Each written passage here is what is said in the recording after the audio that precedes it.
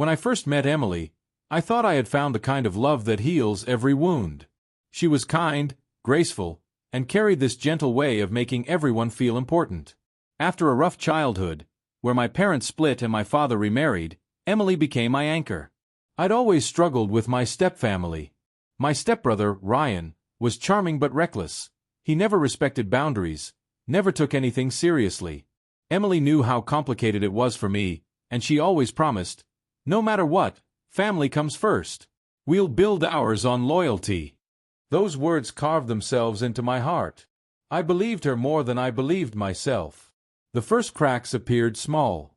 Emily and Ryan laughed too easily around each other at gatherings.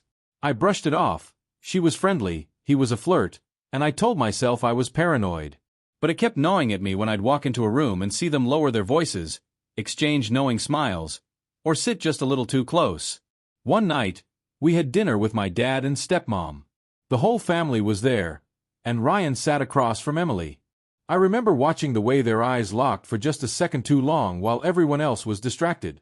I clenched my fists under the table, forcing myself to believe it was nothing. Emily reached for my hand under the table, squeezing it as if she sensed my unease, whispering, "You're overthinking. Family is family. Don't let your mind twist it." I wanted to trust her. God, I wanted to.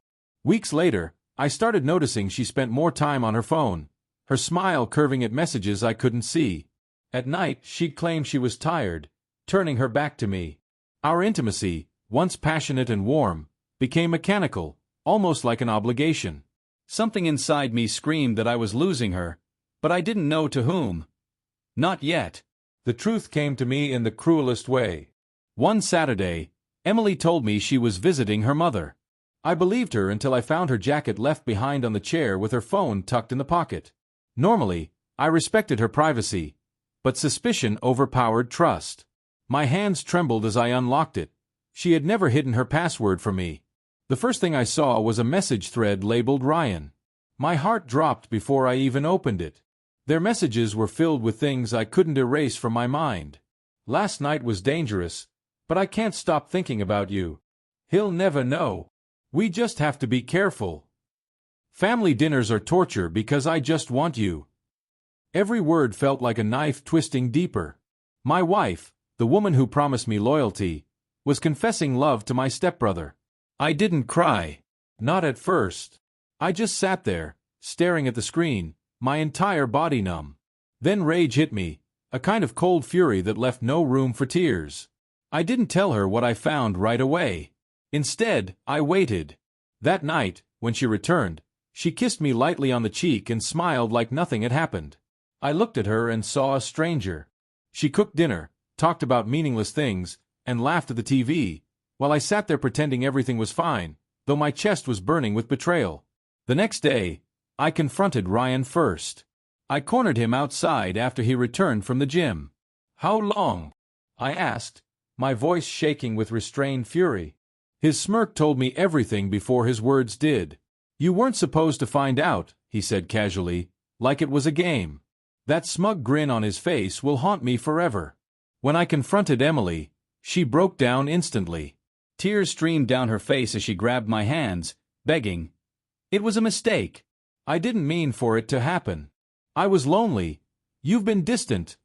Her excuses echoed in my head like poison. I asked her one question. "You told me family comes first. Was that a lie too?" She couldn't answer. Her silence was my answer. I packed my things that night. She begged, cried, promised she would cut Ryan off, promised therapy, promised anything I wanted. But I couldn't stay. Trust once broken doesn't heal. It rots. And the fact that she chose him, my own stepbrother, the one person she knew would shatter me most, proved I was never her priority. I left her standing in the doorway, tears streaking down her face, whispering my name like it could undo everything. But I didn't turn back. Months have passed since then. People ask me why I walked away without trying to fix it. They don't understand that betrayal this deep isn't about mistakes. It's about choices. Emily and Ryan chose to betray me, to spit on every value they knew I held sacred. She once told me family came first. But in the end, her betrayal with my stepbrother came last, and it ended everything. Now, when I look back, I realize betrayal doesn't just destroy love. It burns the foundation of who you thought you were with. I didn't just lose a wife. I lost the belief that she was ever truly mine. And that's the kind of wound that never really heals.